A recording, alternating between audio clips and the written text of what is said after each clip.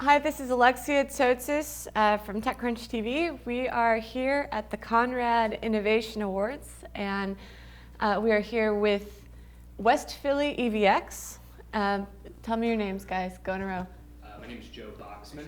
Sorry. Pass the mic. Yeah. Sorry. You guys are the largest team, right? My name is Joe Boxman. Like in terms of people, how many people are you? We're the two teachers. Teachers. Okay. Yep. I'm Paul. I'm Leon Johnson. I'm Brandon Ford. I'm Stefan Gonzalez. My name is Kaya Presley. I'm Shamir Palmer. So what is West Philly EVX?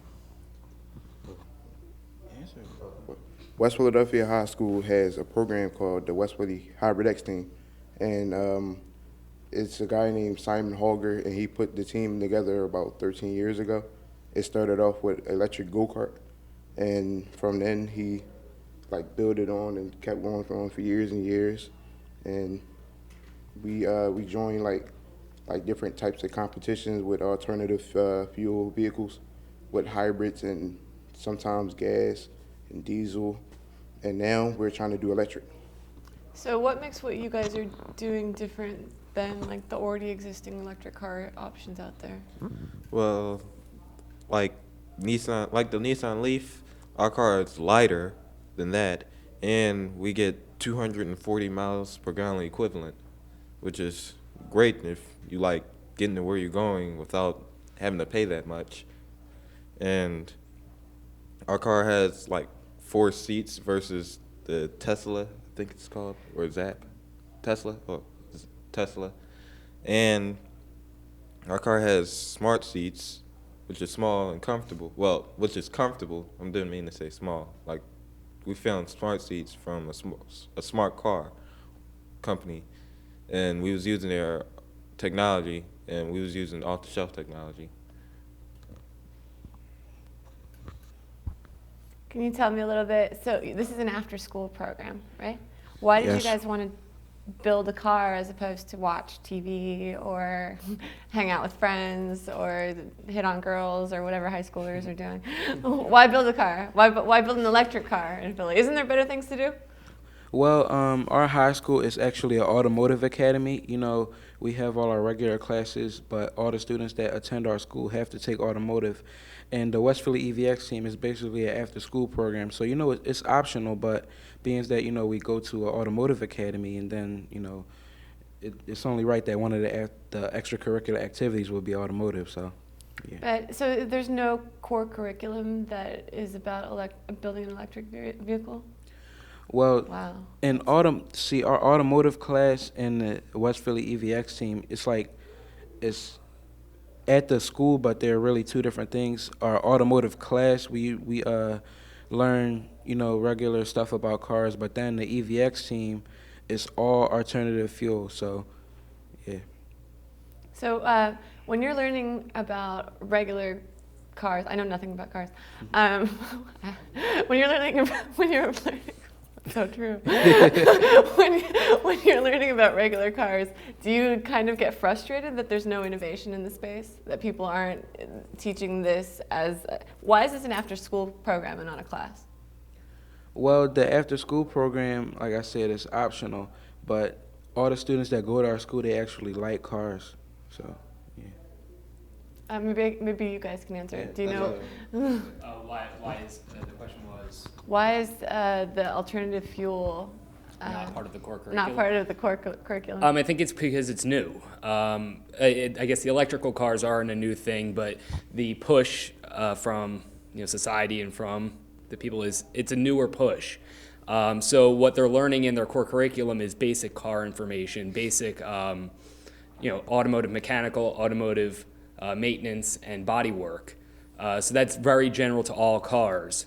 We're hoping through this program that showing that students from West Philadelphia High School are building cars, and that the market is going to start forcing that the education has to match what the market demands are.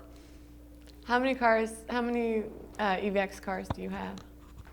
Do you have a prototype? Do you have an actual product? Well, yes, we do have our current project is called the electric very light car that is at our school now. But we do have a few of our other cars that we built in the past. We have a 2008 Ford Focus that we converted to alternative fuel. We have a Factory 5 GTM kit car that we bought and built. It's also alternative fuel. A few of our other cars, they no longer exist. Well, I'm a junior at our high school, so a few of the projects I wasn't in high school for, but we had a Saturn SL2. We built the alternative fuel Jeep Wrangler. We built a custom-made three-wheel electric car, which was made out of a bamboo body and aluminum chassis. Yeah. The team started by building an electric go-kart, which, that's basically what started it off. Did you bring any here? Did you drive up? Did you drive? Nah, unfortunately, our car isn't completely finished. We were going to build a scale model to bring, but it didn't get finished in time. So But we do have pictures of our car. what are you presenting? We're presenting our Edison 2 very light car. Edison 2 is the, if you're not sure what Edison 2 is, I'm Edison. pretty sure most people don't. Oh, I apologize. Well, we were in a competition before called the Progressive Insurance Automotive X Prize. We didn't make it to the semifinals, but the team that did win, they're called Edison 2. And, they won the competition. They won $5 million, by the way, with their very light car. It was powered by a very small gasoline engine that achieved over 100 miles per gallon. And they realized that we had a lot of potential and what we do is great. So they gave us one of their chassis. They have more than one, so they gave us one, and we're just building an all-electric version of it. Oh, that's wonderful. So Thank are you trying to get your parents to drive electric cars or hybrid cars? No, my mom doesn't drive that much. Your mom doesn't drive that. No. What made you guys want to study automotive Well, me in personally. high school? Like, Well, me personally, the automotive industry runs through my whole family, so it just made sense that I can keep it going. are you guys teachers at the school? I am. He's a teacher. I work for a nonprofit organization that manages the program. Okay, sorry.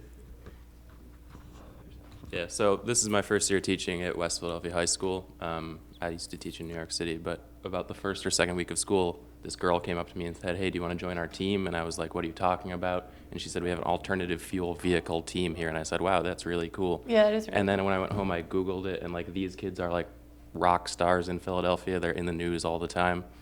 Brandon met the president. What'd you think? He was just here. He was at Facebook.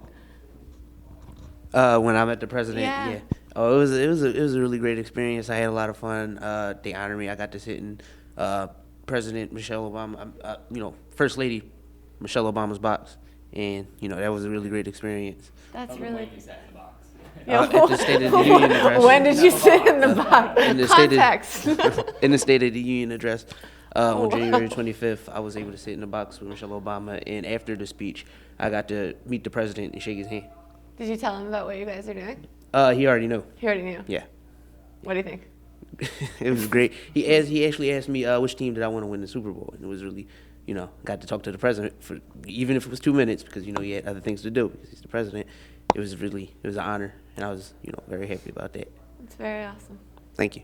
So I can tell. I've been probably involved in the program a little longer than everybody here. My nonprofit organization, Philadelphia Academies, we manage the program. I got involved. My job was to help develop business partnerships for the program. And I got involved with the after-school program. They were telling me about they're building these great cars. They've won all these competitions. So it was kind of an honor for me to get involved and to see the students get all these experiences, learning through project-based learning, learning through hands-on work, and not just kind of being told things, but getting involved and actually learning through experience. So to see him meet the president was a very cool thing. But to see each of these guys, even out in California right now, they went to Google yesterday, just to see them in these different experiences has been really a great pleasure. Really the program, and Mr. Holt said, it's an honor just to see the students grow through the program. They really have gotten some great experiences through it. How many of you are interested in building cars or interested in the actual hands-on working with a car? And how many of you want to actually go into careers in it? All right, so being a part of the Automotive Academy is more about the industry of automotive. So what these students are learning through the program is not just how to build cars. When people, the stigma of, an automotive tech program is that the students are, the wrench monkeys, the guys under the car with grease on their hands. That's not the automotive industry. The industry is business. Leon's interested in business. So he gets the experience of working on the business plan for this program. Some of them are interested in marketing, computer technology. That's part of the industry as well. It's not just those people that are working and building the cars, it's the whole industry. Even the students that are interested in law have a place in the automotive industry. So what do you guys think the industry needs to be disrupted? Like, what do you think the industry needs to have, like, the American automotive industry needs to retain its market share at this point? Just more alternative vehicles? Our alternative fuel vehicles. All? Our. Yours? Yes, ours. Awesome. I think y'all could build on that. That's a good question. I think you guys can answer that. What you actually, Stefan might be the best person to answer this question. Why do you think the American cars aren't keeping up? Yes. Well, You like cars. I personally think the American cars aren't keeping up because they don't have more than one bottom line. I think most of these automotive industries have one bottom line, and that is to make money. But I think they fail to realize what they're doing by putting some of their cars on the road. It's a good thing that a lot of American cars, are using like flex fuel and, better, cleaner burning fuels. But, there's bigger and better ways to go about this while still making money. But we have a triple bottom line, and hopefully you'll hear about that later. What is your triple bottom line? People, planet, and profit. Awesome. Yeah. Thank you. Thank you.